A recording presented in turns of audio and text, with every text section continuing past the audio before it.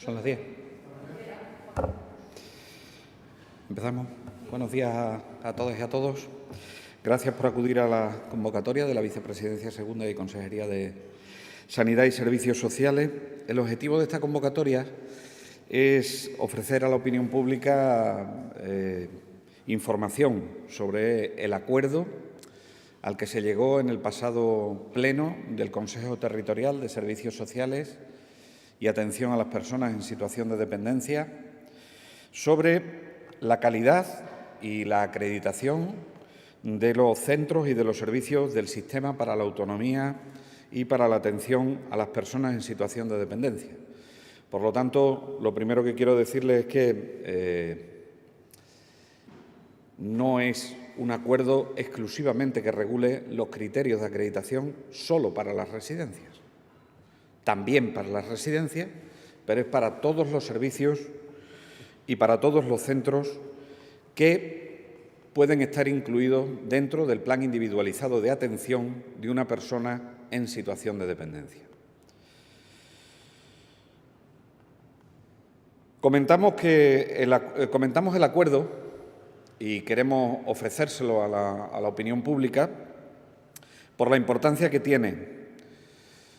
Y lo hemos hecho porque creíamos, de verdad, que este modelo propuesto es un modelo que se ha trabajado por parte de las comunidades autónomas, es un modelo que también se ha analizado por parte de las comunidades autónomas y es un acuerdo que va a dotar de calidad, sin duda ninguna, a los servicios en un momento del ciclo vital individual y familiar de las personas que más lo necesitan. Es importante y era importante destacar que la Junta de Extremadura, en este pleno último del Consejo Territorial, en el anterior, quiero dejar claro que no se negó a este acuerdo. En ningún momento la Junta de Extremadura se ha negado a este acuerdo. Lo único que hizo la Junta de Extremadura en el pleno anterior fue solicitar que se retirase para la votación el acuerdo, puesto que era necesario madurarlo, porque entendíamos que era un acuerdo importante y era un acuerdo que necesitábamos estudiarlo y era un acuerdo que necesitaba un nivel de financiación y ese nivel de financiación tenía que estar soportado por una fuente de financiación para la comunidad autónoma que pudiese soportar gasto recurrente, y eso no eran los fondos europeos o no era la inversión en un momento determinado. Había que vincularlo a las fuentes de financiación que establece la Ley de Atención a la Dependencia. Por tanto, solicitamos que se retirase en ese primer pleno porque entendíamos que había que hablarlo y comentarlo con la patronal y con las organizaciones sindicales, cosa que del primer pleno al segundo pleno del Consejo Territorial hemos hecho. Era necesario, como les decía, vincularlo a un mecanismo de financiación que permitiese una financiación de gastos recurrentes. La Ley de la Dependencia permite vincularlo al nivel de financiación acordado de la Ley de la Dependencia. Y eso es lo que aparece en el acuerdo al que se ha sumado la Comunidad Autónoma de Extremadura. Extremadura pidió retirarlo en el anterior pleno y en el segundo pleno lo votó afirmativamente. Y lo votó afirmativamente por varias razones. Primero, por la calidad que produce. Segundo, porque va a ser calidad también para el empleo. Y tercero, porque tiene cláusulas de salvaguarda que si en algún momento, como ocurrió en el año 2012, a algún gobierno de España se le ocurre eliminar parte de la financiación de la dependencia, el acuerdo no se podría cumplir.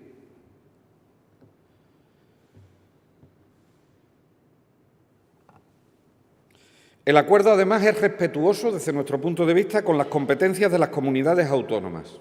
está fundamentado en el artículo 34.2 de la Ley de la Dependencia.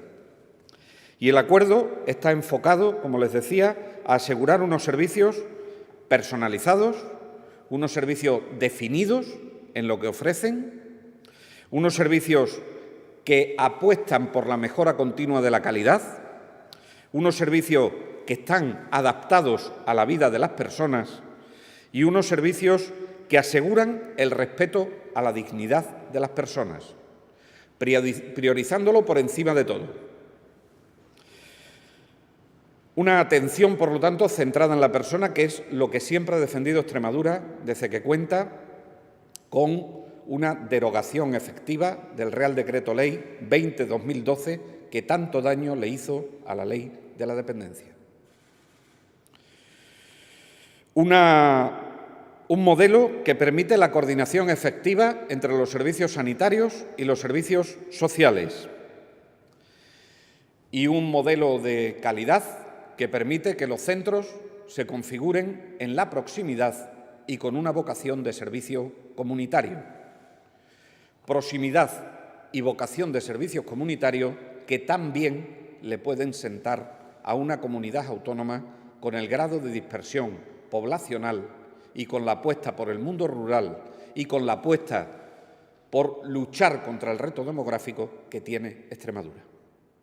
Por eso Extremadura, en aras a la responsabilidad, en el primer pleno del Consejo Interterritorial solicita tiempo para poder estudiarlo bien y en el segundo pleno del Consejo Territorial lo que hace es apoyar un acuerdo que puede sentarle bien a los extremeños y a las extremeñas.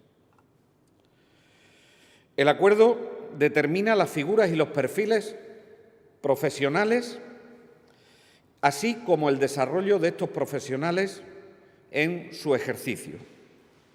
Y además establece unas ratios de personal adecuados. Y el acuerdo es aplicado a todos los centros y a todos los servicios que pudieran formar parte del plan individualizado de atención de las personas una vez que hayan sido valoradas del grado de dependencia que tengan. Por lo tanto, aquellos centros y servicios que no quieran formar parte del plan individualizado de atención no tienen por qué estar sometidos a estos criterios.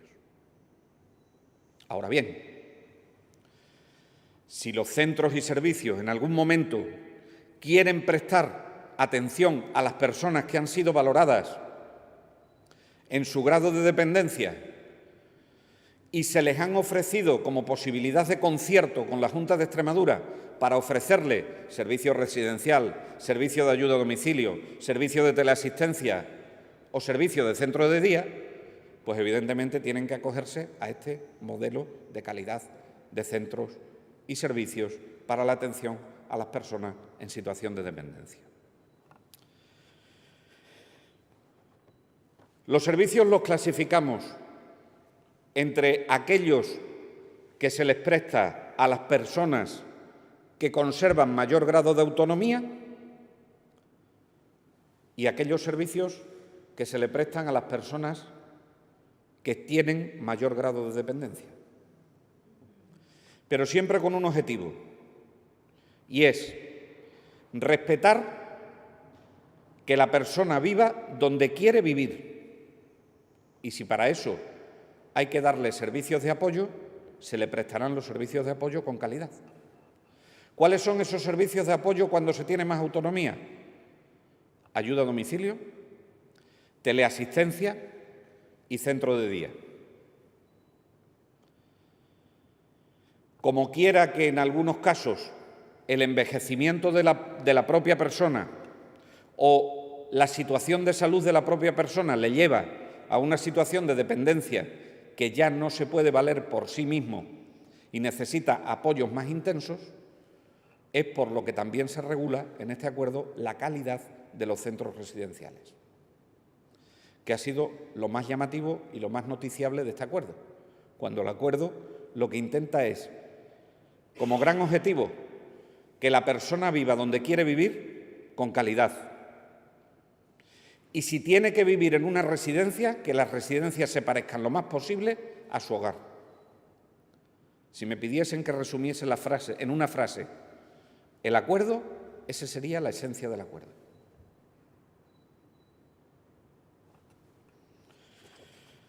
¿Qué dice el acuerdo con respecto a la ayuda a domicilio? Con respecto a la ayuda a domicilio,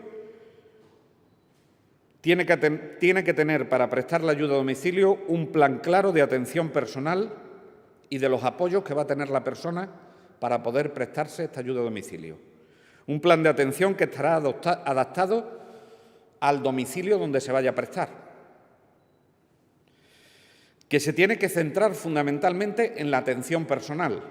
Está muy bien que se le ayude también a limpiar la vivienda, está muy bien que se le ayude también a la persona a hacer determinadas compras, pero fundamentalmente debe estar en el corazón de la atención, en el corazón del programa de atención a la persona, ser una especie de asistente personal de esa persona y atenderlo en sus necesidades instrumentales y básicas de esa persona que recibe la ayuda a domicilio.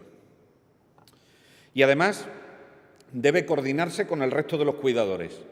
Las personas, los trabajadores, fundamentalmente trabajadoras, que trabajan en el ámbito de la ayuda a domicilio, no son los únicos que cuidan a la persona en situación de dependencia, aunque esta persona tenga un grado 1 de dependencia. Suele haber más personas que suelen ser los cuidadores familiares, que suelen ser otro tipo de cuidadores. Lo que establece el acuerdo es que se coordinen para que la persona atendida esté en las mejores condiciones.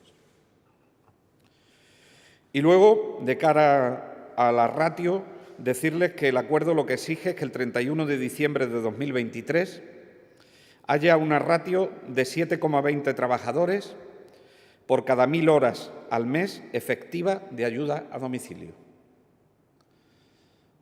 de tal suerte que el desarrollo de los profesionales sea el adecuado. Le decía que, aparte de la ayuda a domicilio, otro de los servicios que se le presta a las personas es el de teleasistencia.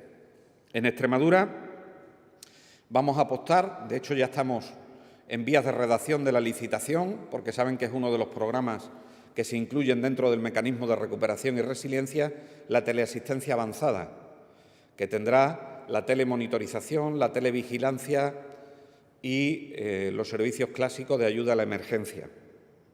Sin embargo, en el modelo que hemos apoyado desde la Comunidad Autónoma de Extremadura, la teleasistencia deben prestarse con equipos que cumplan con la accesibilidad universal, debe prestarse por 3 figuras fundamentales como profesionales: el teleoperador, el coordinador y el supervisor, que tiene que ser una atención personalizada y proactiva, es decir, hasta ahora lo que conocemos de la teleasistencia es que alguien tiene el botón del pánico colgado como una medalla y cuando le pasa algo pulsa el botón del pánico y aparece la llamada en el centro coordinador. Esto es más proactivo. Por lo que estamos apostando es, si detectamos en la telemonitorización que la persona lleva unas horas sin moverse, el teleoperador puede llamar al domicilio de la persona para ver si pasa algo. Eso es la proactividad. Y, por supuesto, debe tener en cuenta a la persona cuidadora de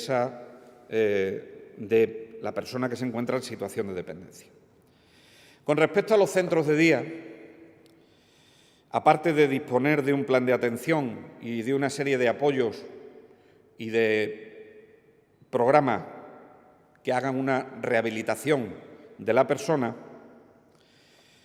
es importante que sepamos que en el 31 de diciembre de 2023 los centros de día deberían cumplir con una ratio de personal de atención directa de primer y segundo nivel de 0,25 cuando se presta atención en los centros de día a personas de edad y de 0,30 si el centro de día está destinado a atender a personas con discapacidad. Y con respecto a los centros residenciales, Con respecto a los centros residenciales, he de destacarles de nuevo que lo que queremos es que cada vez se parezcan más a las propias viviendas. Por lo tanto, y eso lo hemos hecho con los 8 centros de convalecencia y cuidados continuados, le hemos pedido a los alcaldes que los centros puedan estar en suelo urbano. Y si no pudiesen estar en suelo urbano, que tengan un acceso fácil para que la persona tenga una vida incluida dentro de la sociedad de esa localidad. Por supuesto, debe contar con las medidas de accesibilidad universal y las exigencias para los centros que se construyan nuevos,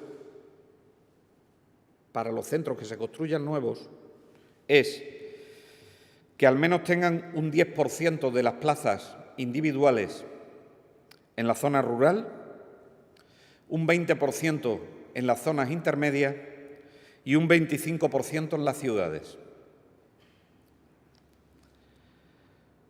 No obstante, la comunidad autónoma es competente para que aquellos centros que se encuentren en zona rural y que tengan menos de 35 plazas, al ser tan pequeños, ya se puedan considerar comunidades de convivencia como tal y, por lo tanto, no se les exija que tengan un 10% de plazas individuales. Sería una excepcionalidad que tendría que hacer la comunidad autónoma y tendría que estar justificado. Pero se entiende que cuando hay pocas personas viviendo en un mismo sitio, las relaciones de afinidad son mucho mayores y, por lo tanto, son comunidades de convivencia, que es a donde se quiere ir en el modelo de residencia. El 80% de las plazas que tenga una residencia deben ser configuradas en estas unidades de convivencia. Y luego las residencias intentamos que no sean tan grandes. Quiere decir que limitaremos a 75 plazas como máximo en el medio rural, a 90 plazas en ciudades intermedias y a 120 plazas en ciudades.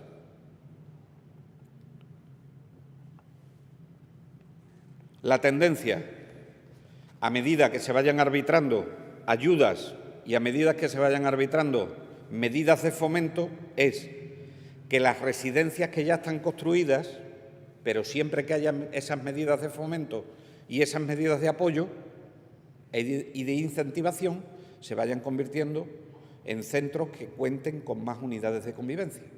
¿Cómo? Sectorizando las residencias. Por cierto, algo que hemos tenido que hacer con la pandemia. Luego no nos estamos inventando nada nuevo. Lo que estamos es aplicando lo que ha servido. Y luego, por último, decirles que en 2029, o sea, queda toda una década para la adaptación de las residencias, que no parece que sea algo desproporcionado, es una década para mejorar la calidad de los centros donde viven las personas que nos han dado tanto a esta sociedad, contará con una ratio de 0,50 de personas cuidadoras de primer y segundo nivel, de aquí a 2029. Por lo tanto, este acuerdo, si tuviese también que destacar algo de él, que este acuerdo apuesta por una década para mejorar la calidad de los centros residenciales donde viven las personas a las que le hemos dado tanto. Y además, este acuerdo, como les decía, se vincula con el nivel acordado. Si algún gobierno sin alma, en algún momento determinado, vuelve a hacer lo que se hizo en el año 2012 en el Gobierno de España, con el Real Decreto Ley 20-2012, que desapareció el nivel acordado, que sepa la sociedad española que lo que acaban es de cercenar la posibilidad de calidad en los centros residenciales. Porque parece que con el Real Decreto Ley 20-2012 no perdimos nada, y perdimos mucho. De hecho, la dependencia, hasta hace 2 años que se empieza a recuperar, las comunidades autónomas han sido las que más han invertido. En el caso concreto de Extremadura, hasta un 88%, cuando tendría que ser 50-50 por parte de la comunidad autónoma y el Estado. Por eso sorprende que ahora quienes provocaron el Real Decreto 20-2012 sean los que se opongan a este modelo de calidad.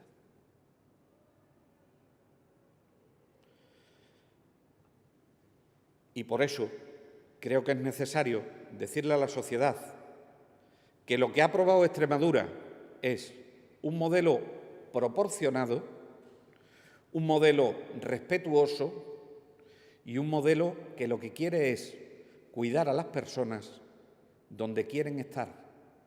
Y si tienen que estar en una residencia, que éstas se parezcan lo más posible a una vivienda. Preguntas.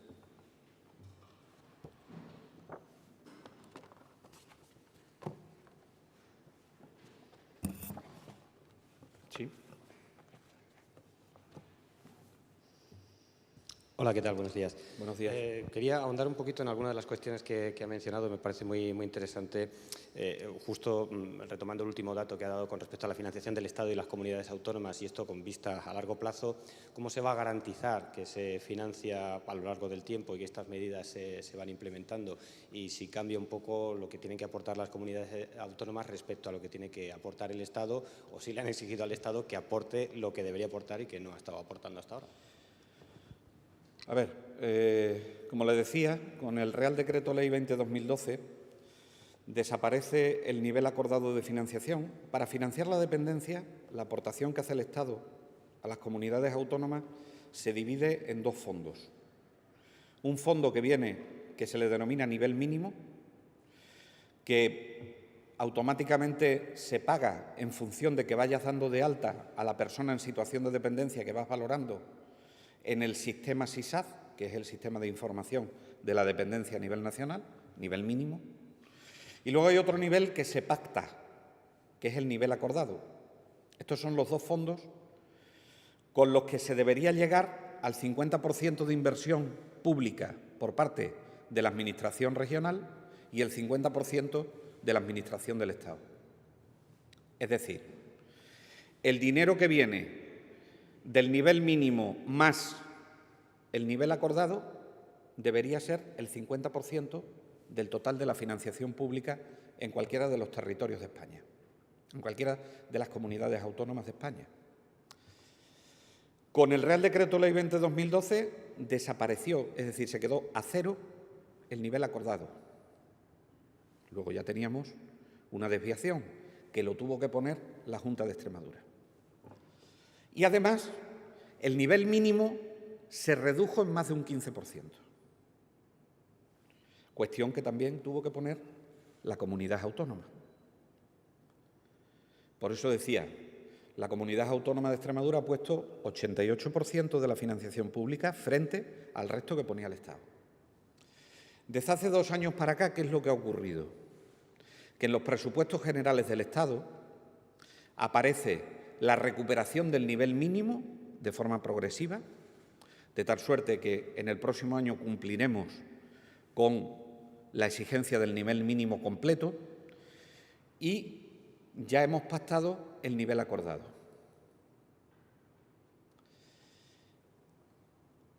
Lo que financia el nivel mínimo es la atención a la persona y lo que financia el nivel acordado son programas especiales para asumir listas de espera, para prestar determinados servicios porque los quieres dotar de calidad, para lo que sea.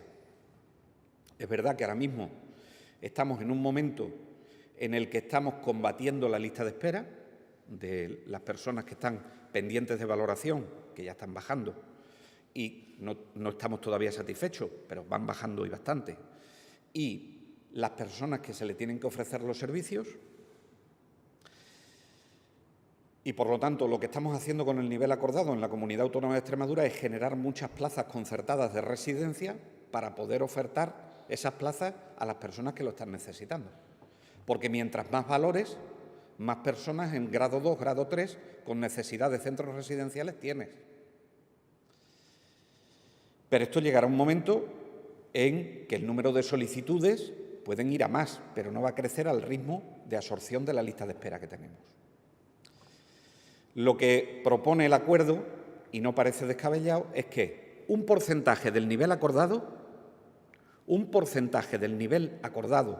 a partir del año 2023 hasta el 2029 vaya a subvencionar el incremento que se pudiera producir en el precio de la plaza.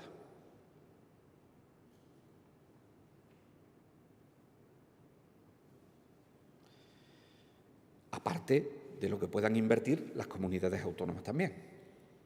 Yo estoy seguro que uno de los trabajos que tenemos que hacer, probablemente para el próximo año ya, es revisar el precio del concierto de la plaza en las residencias de titularidad municipal. Sin embargo, hemos querido ser muy respetuosos porque ahora mismo tenemos muchas prestaciones económicas vinculadas al servicio, que eso es como un cheque que se le da a la persona, puesto que no teníamos plazas públicas que se le pudiesen ofrecer como servicio. Pero ya con las que tenemos de plazas públicas podemos invertir en incrementar el precio de la plaza concertada con las residencias de titularidad municipal sin afectar al copago que tiene que realizar la persona. Porque estamos hablando de una comunidad autónoma que tiene las pensiones muy bajitas. Entonces, hay que cuidar esto muy mucho. Por eso, en el primer Consejo Territorial pedía un plazo para poder estudiar el modelo. Y poder estudiar el modelo era para que, cuando se plantease este modelo de calidad, Extremadura pudiese asumir un extremeño o una extremeña, sabiendo que tienen pensiones mínimas, pudiesen asumir el coste de la plaza. No tanto en la concertada, porque la concertada la paga directamente la comunidad autónoma, pero en las prestaciones económicas vinculadas al servicio sí que tiene que aportar algo más el usuario. Y esto nos interesaba tenerlo muy estudiado antes de dar el paso de apoyar este acuerdo. Pero, en fin, creo que es de justicia que vayamos a un incremento del precio de la plaza, del concierto con las residencias de titularidad municipal, y creo que este modelo, desde luego, no es el coste que supone aquellos grupos políticos que pedían, después de la pandemia, que se medicalizasen todas las residencias. Porque que quede claro, yo a una residencia voy a vivir, no voy a que me tomen la temperatura 3 veces al día, ni a que me tomen la tensión 3 veces al día, porque entonces me voy a un hospital, pero porque me pasa algo. ¿Más preguntas? Preguntando yo, si no le importa, sí. También otro asunto pendiente que no tiene que ver con lo tratado aquí, el tema de las ambulancias. Sí. ¿Cómo ha quedado la adjudicación de la provincia de Cáceres y si lo que ha pasado allí puede pasar en Badajoz? No lo sé. La tranquilidad que tenemos es que hay 2 adjudicatarias en la provincia de Badajoz y 2 empresas que han optado al lote de Badajoz y 2 empresas que han optado al lote de Cáceres. Con lo cual, eso nos da cierta tranquilidad para que el concurso no se quede desierto. Eso es lo único que me importa. Después de llevar tanto penao con las ambulancias, me va a permitir que sea muy estricto, como siempre, desde el primer concurso, respetando los tiempos que necesitan la mesa de contratación para poder hacer las adjudicaciones. Y ya digo, insistir en, hombre, si hubiésemos tenido solo un aspirante a quedarse con el lote de Badajoz y un aspirante al lote de Cáceres, estaríamos cruzando los dedos porque tendríamos que sacar un nuevo concurso. Pero si hay varios, pues tenemos la posibilidad de que si no es el primero, será el segundo en adjudicación, ¿no?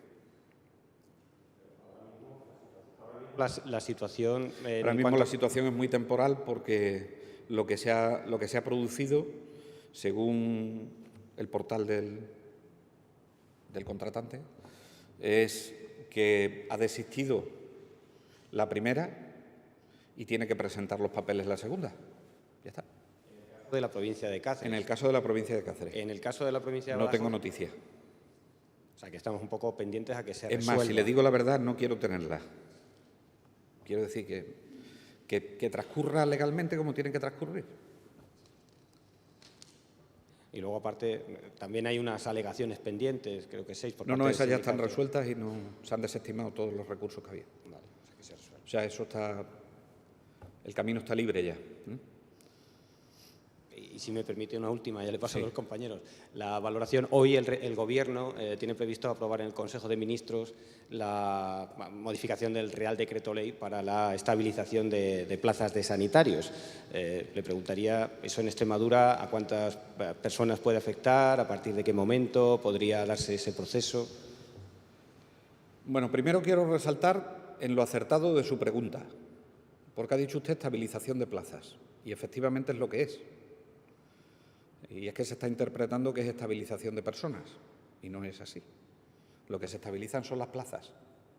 Y ahora las personas que tienen unos méritos acceden por un sistema de concurso o de concurso-oposición a esas plazas que se estabilizan dentro de las plantillas de los servicios regionales de salud. Esto es muy importante. Es más importante de lo que parece, porque de ser las personas sería un proceso de consolidación y de ser las plazas es un proceso de estabilización. Esto es importante. Pero eso es importante ahora. Lo importante viene con lo que contendrá, que desconozco cuál será la letra pequeña, de la reforma del Estatuto Marco. Y es que no vamos a poder, las comunidades autónomas, los servicios regionales de salud, tener una tasa de temporalidad por encima del 8%. Eso es lo importante.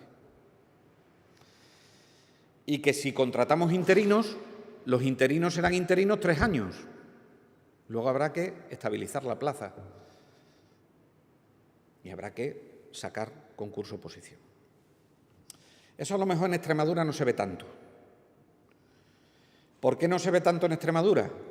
Pues porque resulta que el Gobierno de Guillermo Fernández Vara, desde el año 2015, no desde esta legislatura, desde el año 2015, se empeñó en que en sanidad hubiese oposiciones y concursos cada 2 años.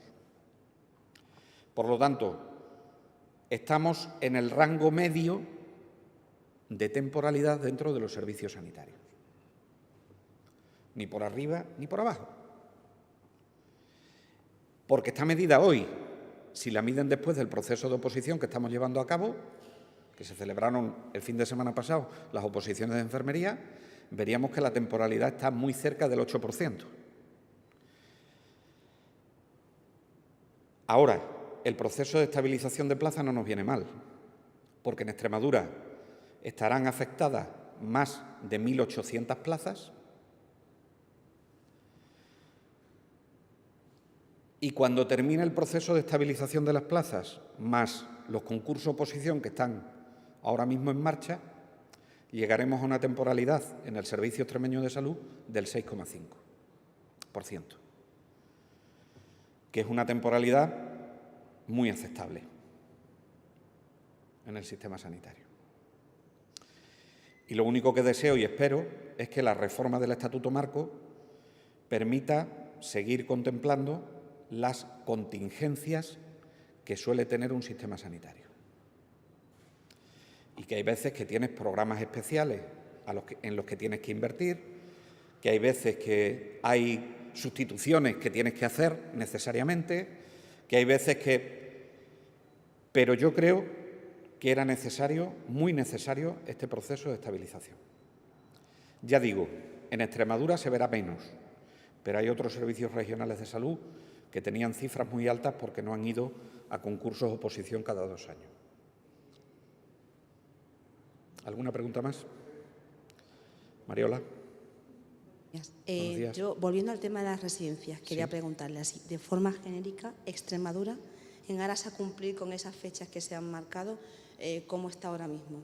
Es decir, ¿qué nos queda por hacer? ¿Es mucho, poco? ¿Cómo están adaptadas las residencias? Pues ¿Tenemos la experiencia? Eso por un lado. Y luego también el sector privado o el sector de las residencias concertadas, está preocupado, por un lado, por la financiación y, por otro lado, porque consideran que van a aumentar las listas de espera. Gracias. Bueno, estamos en Extremadura. Mayoritariamente las residencias de titularidad privada que hay en Extremadura o aquellas de titularidad municipal que gestionan empresas son residencias pequeñas o muy pequeñas. Por lo tanto, llamar a la tranquilidad a la patronal, ya se lo dije, a Sorex, reunido con ellos. Llamar a la tranquilidad porque de aplicarse, mayoritariamente se va a tener que aplicar la parte más baja de la horquilla en número de plazas individuales, en número de habitaciones individuales. Y yo creo que la mayoría de las residencias en este momento, si tuviesen que hacer un incremento, como mucho, sería un incremento de un 5% para adaptarse a esas exigencias. Como mucho, un incremento de un 5%.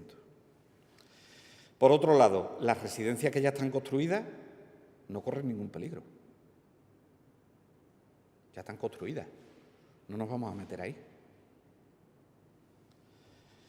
Lo que nosotros tenemos con la empresa privada ahora mismo, de convenios, son plazas que salen por concurso, que son las T1 y las T2 y las T3.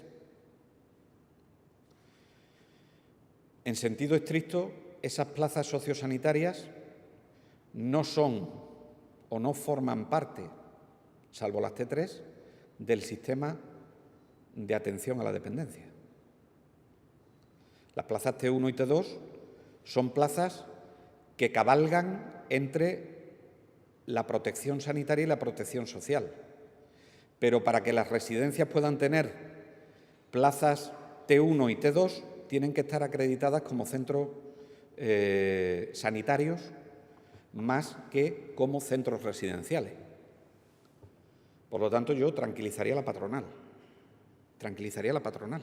Y además, hemos dicho, las modificaciones y las adaptaciones a las unidades de convivencia deben venir de la mano de medidas de fomento y de medidas de apoyo. Y lo dice literalmente el acuerdo.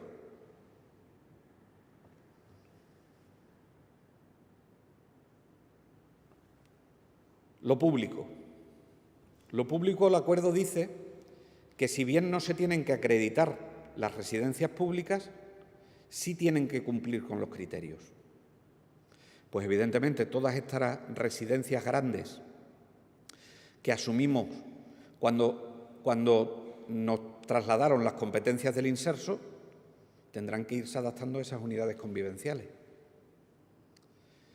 En las ratios, para hacer frente a lo que dice las recomendaciones del año 2023, la necesidad de inversión es muy pequeña, porque en la mayoría se cumple.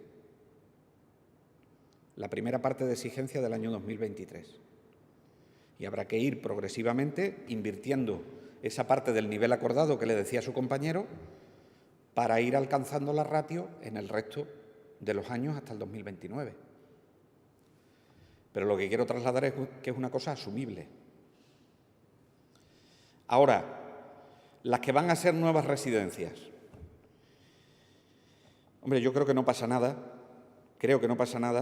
porque en una comunidad autónoma como esta, las residencias se hagan pensando en un modelo de convivencia por afinidad de la persona.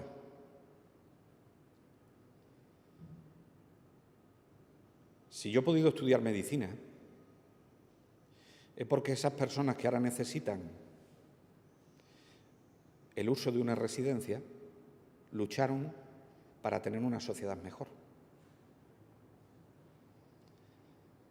Es posible que me tenga que hacer esta reflexión. Si ahora que necesitan ellos los cuidados y que además con sus cuidados generan empleo, no es necesario que hagamos un gesto de inversión importante en su bienestar.